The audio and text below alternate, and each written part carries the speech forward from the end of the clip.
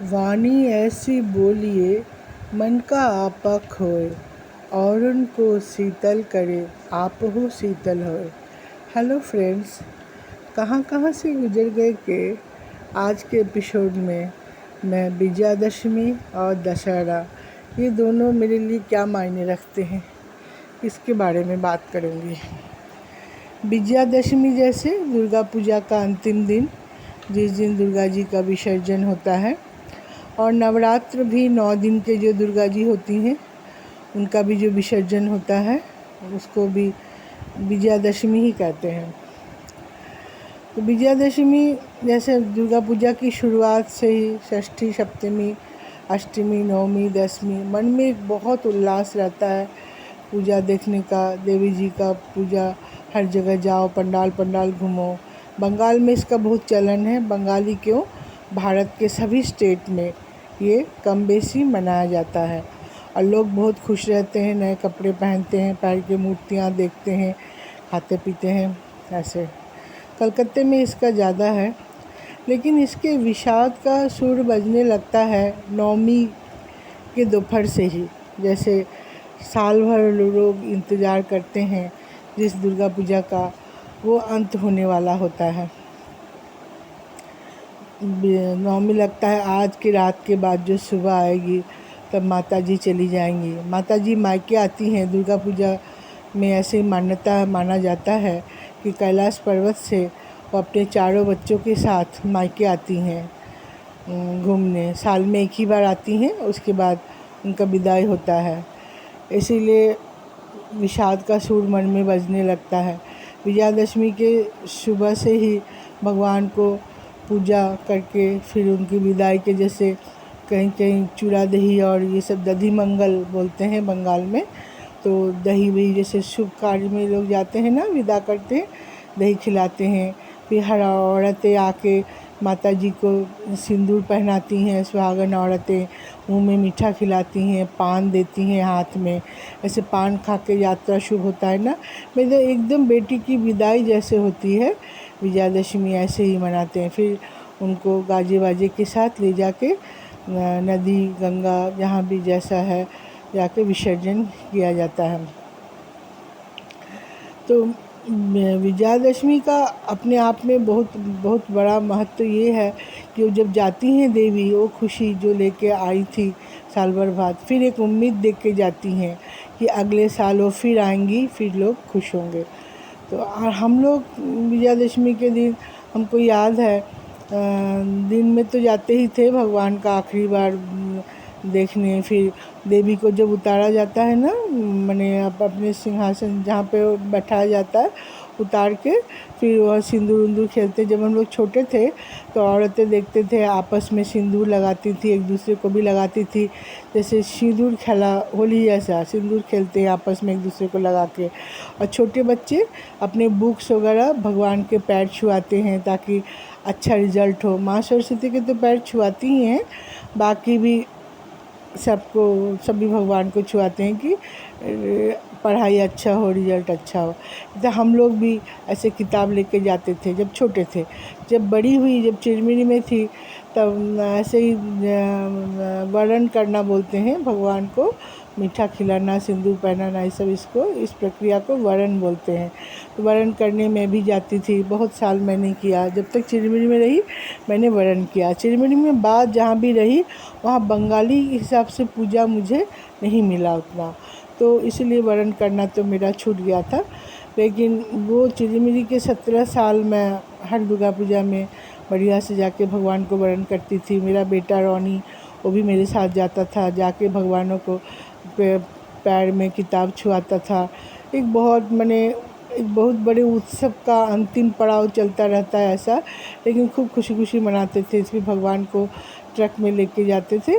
फिर तालाब था वहाँ पे चिरमिरी में, तो जिम ऑफिस में, तो वहाँ पे तालाब में विसर्जन किया जाता था। और जब हम छोटे थे तब हम गंगा घाट पे जाते थे।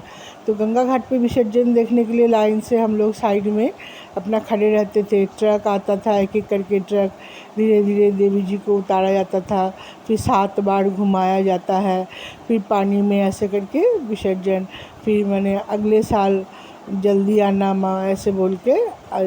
जैसे गणेश जी भी बोलते हैं ना, अगले बरस तू गणपति बाप्पा मोरया, अगले बरस तू जल्दी आ, वैसे ही माँ दुर्गा को भी आष्टी बछर आबार हबे ऐसे बोल के उनको विसर्जन करते हैं। पानी में जब मूर्ति को डाल देते थे ना, सही में मुझे रोना आ जाता था। सच पूछिए तो आज भी आता है मूर्ति को पानी में। जैसे ये पक्की बात है, जो चीज़ शुरू होता है वो ख़त्म भी होता है।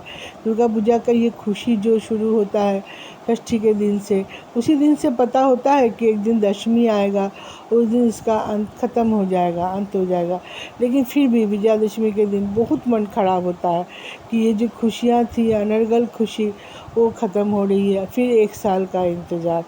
तो जो भी हो, ऐसे बहुत अच्छे से मनाते थे विजयादशमी में कलकत्ते में। उसके बाद भगवान के विदा के बाद ना लोग एक दूसरे से गले मिलते हैं, गले मिलकर उसको कोलाकुली बोलते हैं। पुरुष लोग गले मिलते हैं और लेडीज़ भी एक दूसरे के यहाँ जाना, सबसे मिलना, मीठा खाना, जिसमें नारियल का लड्डू का बहुत महत्व है। इस समय नारियल का लड्डू ज़रूर बनता है लोगों के यहाँ, दूसरे को मीठा खिलाना।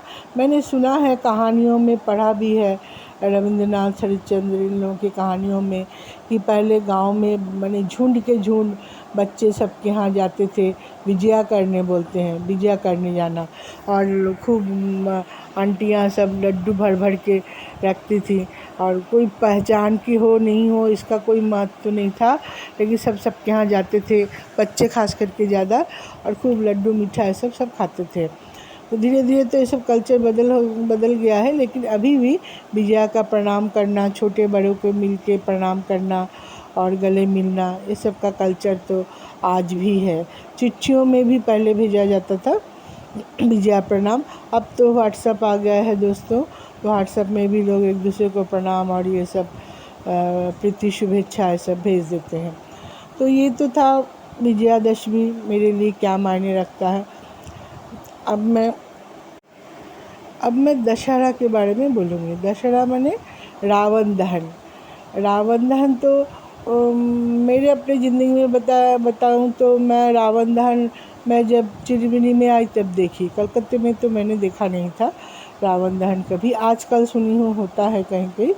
तो चिरमिरी में जीएम कॉम्प्लेक्स का ग्राउंड था, उसमें बहुत ऊंचा 20-22 फीट का ऐसे एक रावण बनता था वहाँ। उसमें राम जी से तीर लगा के रावण को तीर लगा देते हैं, फिर उसके वो जो रावण का मूर्ति जो बना हुआ रहता है वो कागज़ और कुछ के इसमें पटाखे सब भरे हुए रहते, फट फट फूटने लगते हैं, फिर ऐसे करके जलाया जाता है। रावण दहन बोलते हैं इस पे।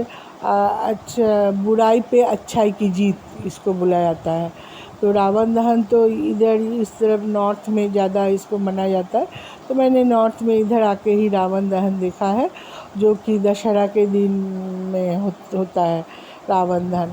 रावण दहन देख के बुराई पे अच्छाई की जीत राम जी ने ये किया था, रावण को मार के अच्छाई पे बुराई की जीत किए थे। दशहरा के दिन का एक चीज़ और मैंने इधर आके सुना था, नीलकंठ पक्षी। नीलकंठ पक्षी को देखना बोलते हैं बहुत शुभ होता है। तो बहुत लोग मालूम कोलियरीज में जंगल जाते थे नीलकंठ देखने के लिए, शायद दिख जाए। नीलकंठ एक चिड़िया है जिसके गले के पास नीला है, ऊपर थोड़ा सा मुकुट टाइप का है, बहुत सुंदर सी पक्षी। लेकिन मेरे साथ एक खुशनसीबी ये रही, अमलाई में जब मैं थी तब मेरे घर में एक नीलकंठ चिड़िया रोज़ आता था और मेरे टंकी में डुबकी लगा के नहाता था। दशहरा का दिन भी आता था, तो मुझे देखने के लिए कभी जाना नहीं पड़ा जब तक मैं अमलाई में रही। अमलाई में मैं कुछ 4-5 साल थी, तो 4-5 दशहरा के दिन मैंने नीलकंठ चिड़िया को देखा था। नीलकंठ को देखना बोलते हैं सभी अपशगुन दूर हो जाता है, सब कुछ शुभ शुभ होता है, ऐसा माना जाता है। अब इस चिड़िया के साथ इसके साथ भी एक कहानी है दोस्तों, जो कि थोड़ी लंबी है, मैं फिर किसी अपने एपिसोड में ज़रूर आपको बताऊंगी।